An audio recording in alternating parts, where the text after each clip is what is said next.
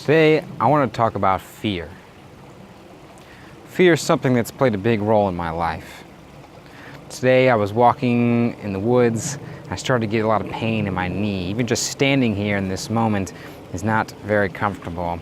And there's this little voice of fear running through my head, telling me that this is going to get worse, telling me that I'll never be able to hike again, telling me that I'm not doing enough corrective exercises, telling me that I'll never be able to work a job, telling me that it's only going to get worse. You know, I'm already 30, it's all downhill from here, there's no possibility for healing. All because there's this little pain in my knee. It's a painful pain, it's very uncomfortable, and it's going to cut my hike very short today. But what's really the bigger problem in this moment? Is it the pain in my knee, or is it the fear? There's all kinds of things I can do for the pain in my knee, right? I can ice it, I can take some painkillers, I can do some corrective exercises, I've got various topical anti-inflammatories I can use, tons of things I can do for my knee. What about the fear? The fear is more pernicious. You see, I spent many years of my life obsessing about my physical body, obsessing about how to have all of the pieces in the perfect place. The right nutrition, the right movement, the right everything.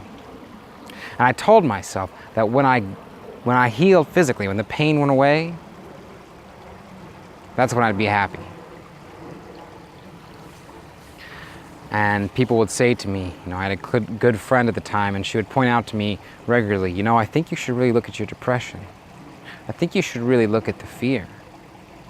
This time in my life, I was waking up in the middle of the night with panic attacks.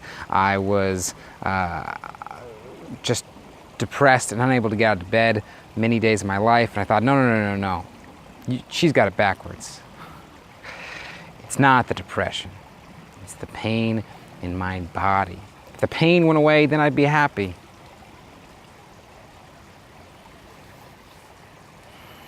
And that fear that I'm experiencing, it's the fear that the pain will never go away. That this is the rest of my life, cutting my hike short. Because my pain in my knees is too intense.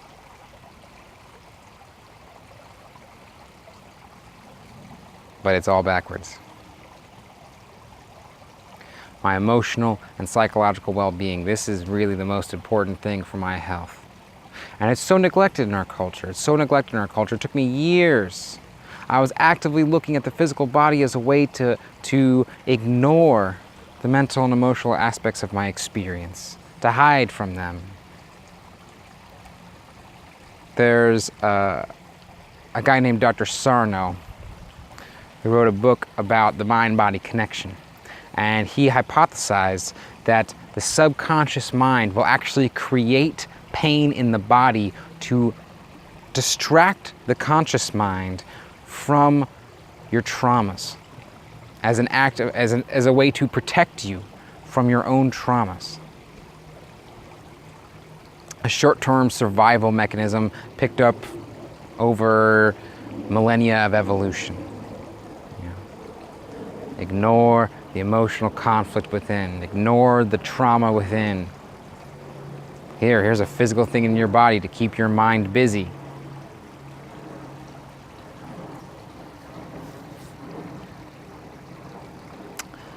I'm beginning to think that he's right. The mind-body connection is so powerful. And in our culture, so many people, they don't want to look at this. They don't want to look at this because we look down on physical ailments that are a result of psychological issues. We call them psychosomatic conditions. Right? Psychosomatic is almost a dirty word in our culture because that somehow implies everything's in your head, which somehow implies that it's not real, which is insane. It's insane. The fact that things are going on in your head doesn't mean it's not real.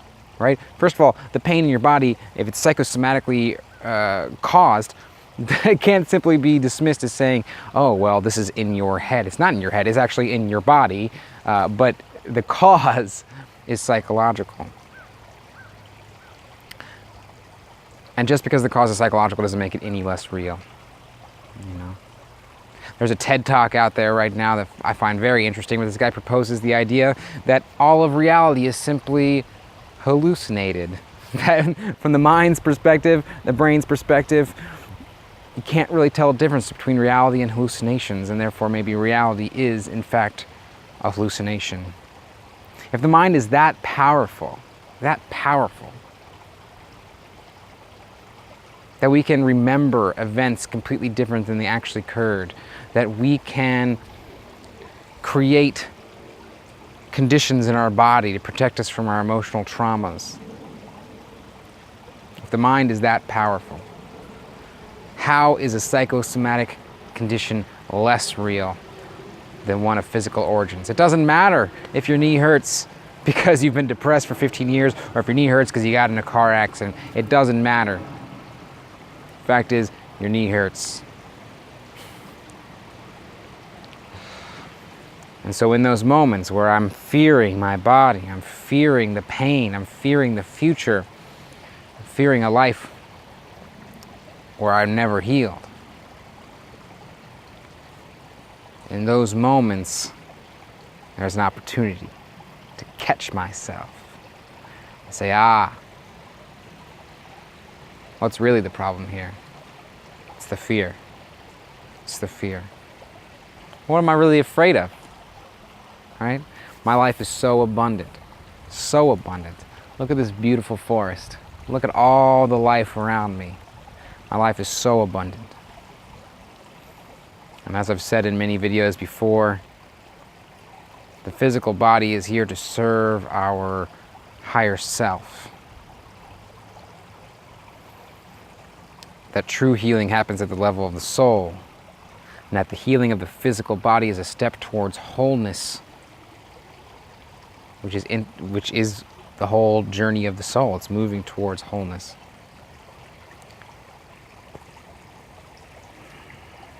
So I can do my corrective exercises, I can do my radical diets. I'm probably going to do a water fast soon. Maybe I'll talk about my experiences with water fasting. But if I do them from a place of fear, if I do them while neglecting the fear and the depression, if I do them while denying the abundance, then I'm not really healing. I'm not really healing. I'm just easing the pain.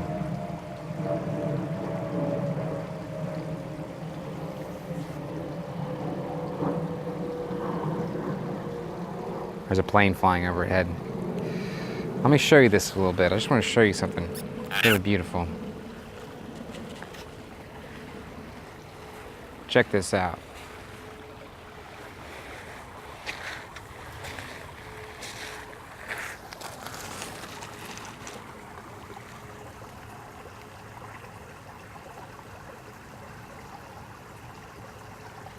That's what abundance looks like.